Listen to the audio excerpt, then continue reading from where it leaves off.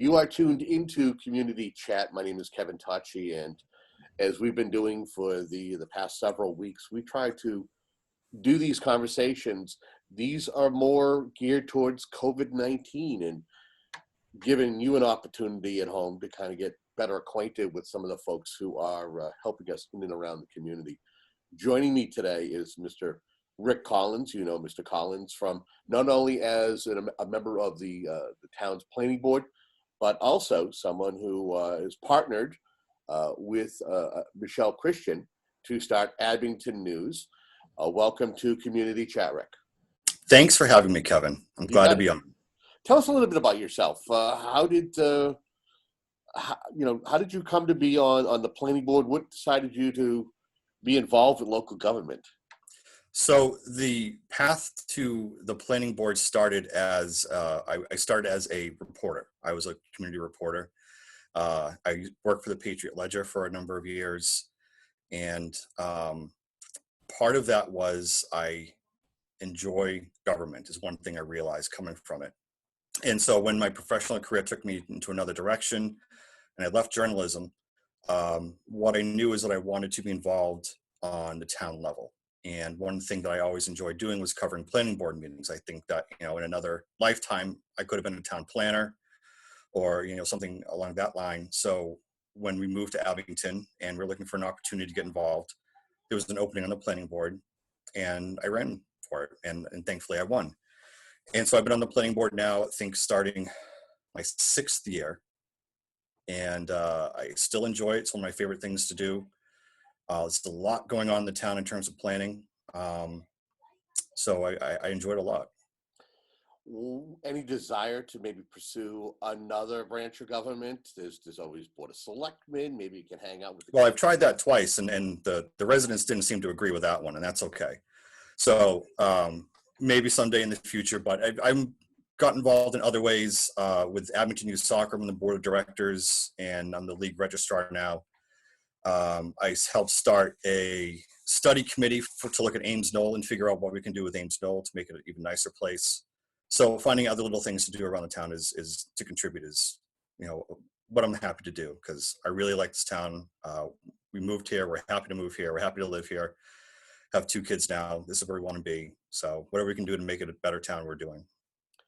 So I guess I would ask you, being a reporter and someone who's had to sit through town meeting, what would make you want to sit through it on the other side? Because as a reporter, it's one of those things where you're paying attention to all the keynotes. You got to kind of find the story. What's the story? Because there's so much to go through. You usually kind of have a heads up if you're following all the different meetings. But I would think that having to sit in town meeting as an elected official, as opposed to being a reporter who's covering it, is kind of a little different.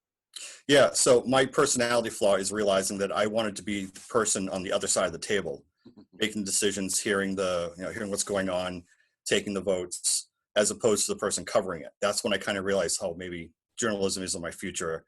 I might be happier doing other things. And that's what I found out is I really enjoy the municipal form of government. It's pure democracy in many ways that we've read about and heard about. It's a way to have a direct impact on everyday lives. I don't think people realize just how much of an impact local government has on their everyday lives. It's the roads you drive on, it's the schools your kids go to, it's the parks, it's the athletic teams, it's what your neighborhood looks like, it's the community activities. I mean, all of this feeds into your quality of life in so many more ways than other forms of government. And it's why I view it as so important and why I want to be part of it. We're in uncharted waters at this particular time, all of us, with COVID-19, the pandemic. How has it affected your board's ability to move forward with a lot of the things that are ongoing in town? Yeah, we've had to cancel, I think, our last 2 monthly meetings. We have a couple of hearings that are in progress. One is the big development being proposed off by the commuter rail station. I think we're going to try to hold everything in June with some virtual meetings, but we've had to press pause. Our concern initially is that some of our hearings have deadlines. You have to make a ruling within 30 days or 45 days. And we were coming up on those deadlines, and thankfully I think the legislature passed a bill extending those deadlines so that these projects weren't automatically approved. But we certainly have some stuff on the docket.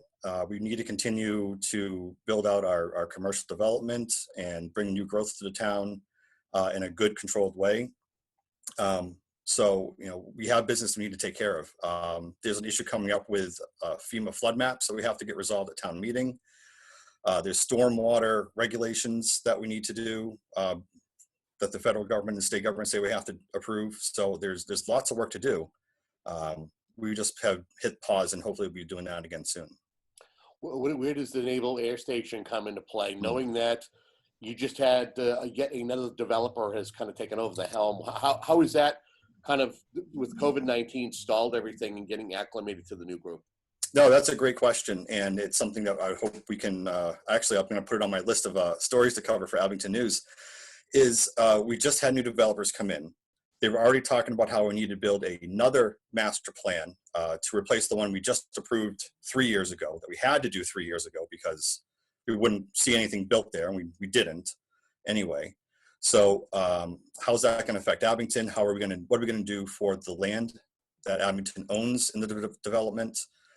We still have to figure out how we're going to get access to the land so that our police cars and fire trucks aren't driving halfway into Weymouth just to get to the Abington property. There's a lot of questions there about how this is going to look, how it's going to work. And is financing going to stop? Is everything on pause for 6 months? If not, then we need to start talking about what we want to see there, how this is going to work. Probably need to do a good update. It's interesting, a lot of the people that I'm hearing these days who are in the know is that now, while things seem to be, the curve is flattening, so to speak, folks are also talking about a second surge.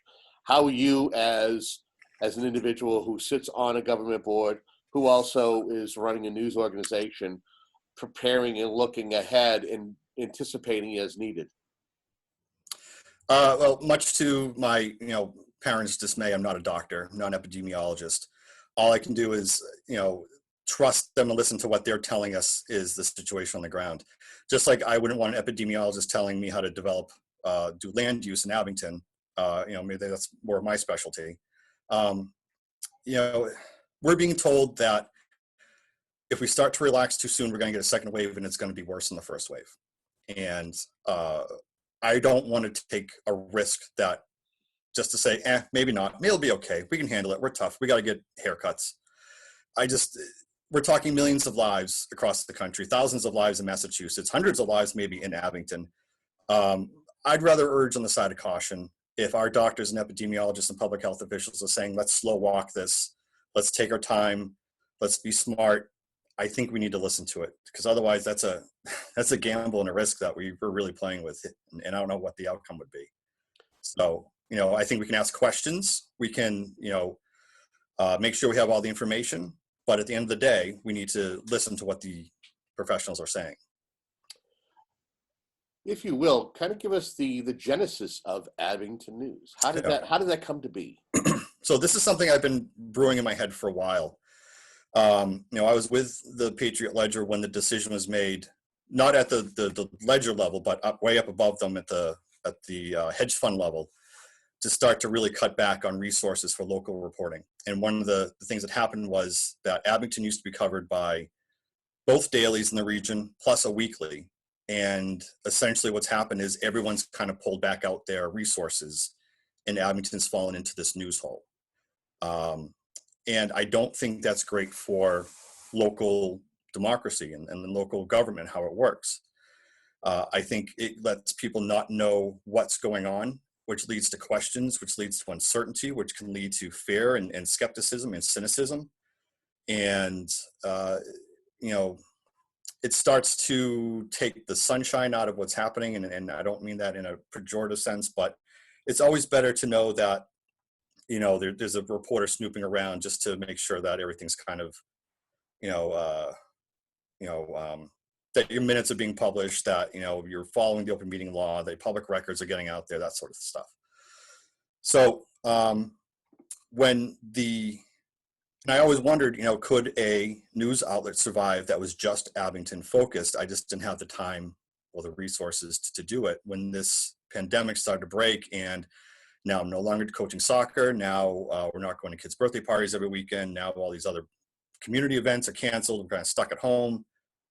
No time like now to see if we can make this work. So I reached out to Michelle Christian, who also had been a writer for the Rockland Abington Mariner for a while, and it was no longer doing that, and said, hey, is this something that we can look at doing? Is this a good time to do it when people need information more than ever during the pandemic? Facebook isn't a news source. It really isn't. It's where people can have good conversations. And I've seen positive outcomes happen because of Facebook discussions. I think we've seen some positive uh, things happen in town because people got together on Facebook and said, hey, this isn't working out. But generally speaking, that's not the go-to place for news. You need to have some place where people can trust what's coming out. And so Michelle and I are doing our best to try to get a just the facts approach of what's going on in town. We talk to the public health officials. We're talking to business owners. We're talking to school officials and parents, and trying to do the best we can to put together a news outlet people can turn to with questions. So I think I would ask you, and I think I've asked you this before, being an elected official, let's say something happens on the planning board. Would Michelle be able to write something? Do you have a correspondent in the pipeline that would be able to cover it, and it would be more of the approach would be not from your point of view, which some folks will, well, he's on the board, but it would be from a fair and balanced point of view. Yeah. So one of the first things we talked about was the realization that we have a number of conflicts. As reporters and journalists, to do this in your own community, you're going to be involved. You're going to have conflicts. And one of the first rules we put together was disclose and disclaim when you have a conflict. So if I'm writing something, we just had a new town manager hired. I was on the town manager search committee. So anytime I wrote about it, at the bottom of the story is a disclosure. I served on the town manager search committee. Michelle has has family members who work for Trukey's. So when she writes about something that mentions Trukey's, we put a disclaimer that, this person has a family members who work for Trukey's. So when it comes to the planning board, and we're going to have to write about some stuff that's coming up on the planning board, we can't pretend that, these conflicts don't exist. And I don't think I can do it from a straight news perspective. And I'm probably going to do it more from an opinion perspective. Just put it right up in the headline, opinion or column, that, this is my conflict. I'm on the planning board. This is what's happening, and this is what I think about it. But, there's no way it can be kind of an unbiased story when, I'm sitting on the board covering it.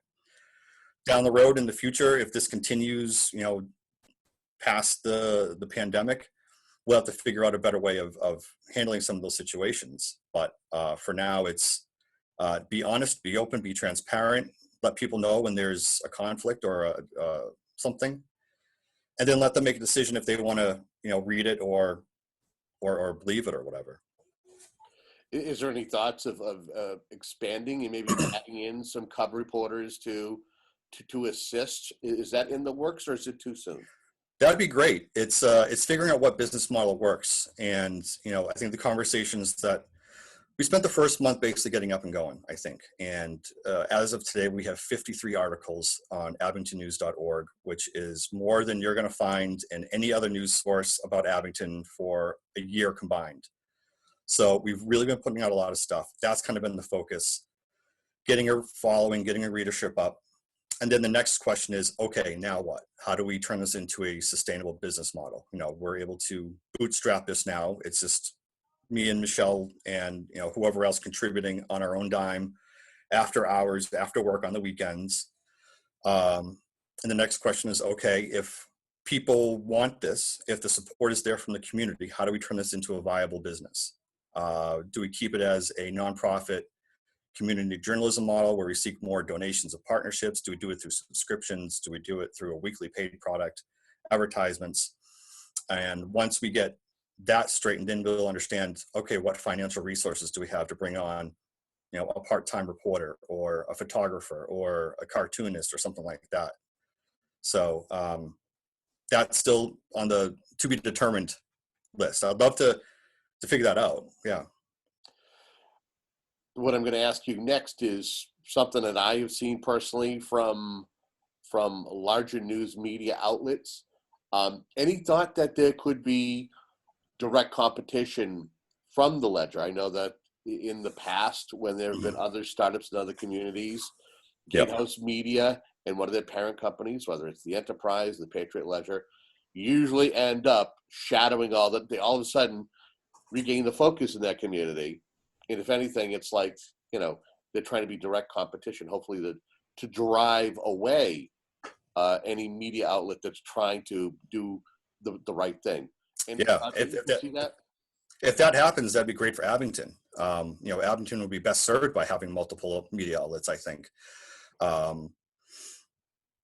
It could happen. And if it does, great. And, if, they decide they want to put a refocus on Abington, that the resources are needed, then great. Like I said, we don't know what our long-term plans are. We wanted to put something together while we're in the midst of the COVID-19 pandemic, while people were at home, while people were needing information. So long-term, if, the Ledger's bosses let them put more resources into Abington, then, good for them. I would love to be able to make this permanent. So we'll see how it goes. But I'm certainly not going to be, scared off because they write an article or two a week. I don't think that's what they need. So what do you feel is the future? Again, you've started it up. You've kind of got a direction. What do you foresee the future, say 6 months down the road? Again, we are in the middle of a pandemic right now, unprecedented times. Yeah. But this is also a time to maybe it's a silver lining in this crisis. Yeah, so this has been a good time for me and Michelle to start this up. We've had the time and the resources to do it. What does it look like 6 months from now when we have to actually start figuring out if this is going to be a viable long-term model? That's going to be a different story. Not to get too far into the local media business weeds, but that's kind of the discussion that's happening all across the country right now, is how to support local journalism. And not just, the weekly, there are models working in like a Cambridge or a Boston or Brookline where you have a population of 50, 60,000 people, but in a small town like Abington where you have 17,000 people, how do you make it work on that type of scale as well? There are various attempts to do, paid content where you work with advertisers to have content in the paper. You do the digital advertising model, which you see in other places do, where they have, every inch of it other than the news article is covered in ads. Subscription based. I think the Hull Times is an example where it's basically everything's paywalled, and you can see the front page, but if you want to click on a story, you need a subscription. And around us, you have the Whitman Express, as you know, they still have a paid print product. Duxbury Clipper has a paid print product that's still very good. So there's various ways of doing it. It's just a matter of figuring out which one's going to work best for Abington. Yeah, it's interesting you mentioned the Whitman Hanson Express and Duxbury. I believe they were both under the same ownership umbrella at one particular time. Mm-hmm. Or another, someone that you and I both know, Representative Cutler's family, a one-time owner of the Clipper. And I'm glad you mentioned the paywall, because I was going to say, is there a future where you may have to find a way to put up a paywall and have your content where folks are subscribing and you're building a base. What if folks want to get in? What if folks want to submit news tips or ideas? Do you have an avenue for that? We have abingtonnews@gmail.com is the email address that we have created for this. And in the coming weeks and months, we hope to build out the website so it's easier to submit things and leave comments and that sort of way. We're on Facebook. They can direct message us on Facebook or leave comments. I've already put out one request for, community assistance on a story. So actually a couple different ones. So, in many ways we want to be, just like with other newspapers, drop us a tip, drop us a hint. What do you want to see covered? We want to be an invaluable resource for the town of Abington. And if there's something that people want to hear about or read about, learn about, that's what we're here for. Well, I wish you the best of luck in your endeavor and hope to see you grow. It's good to see local news being covered by local people to get the word out there, as long as it's fair and balanced and folks know where they can turn to. And once you can gain their trust, That's fantastic. Anything I haven't asked or that we haven't covered in this conversation, but it feels important to let the viewers know? Just to reiterate, I think long term, the success of this depends on um, the support of Abington residents. If this is something that Abington residents want long term, is this type of news source. I'm hoping they'll check out the site. I'm hoping they'll read articles and make it a viable, living, healthy, breathing thing. And if not, then we'll have to figure that out when we get there. It might become more of a niche type of a publication, but I really hope that this is something that the residents see as a benefit for the town and helps us keep us together and lets people know what their neighbors are doing and everything else that's going on. And I hope that this will be around for a while. Excellent. Well, Rick, thank you very much Thanks, for your Kevin. time. I look forward to hopefully an update in the coming months in regards to the growth of Abington News, and even more updates in regards to what's going on planning wise for the town of Abington. Great. Thanks for All right. having me. You got it. And thank you very much for tuning in to this segment of Community Chat. If there is anything that you'd like to see on this program, info@abingtoncam.tv is the way to reach out to us. Until next time, thank you for joining us.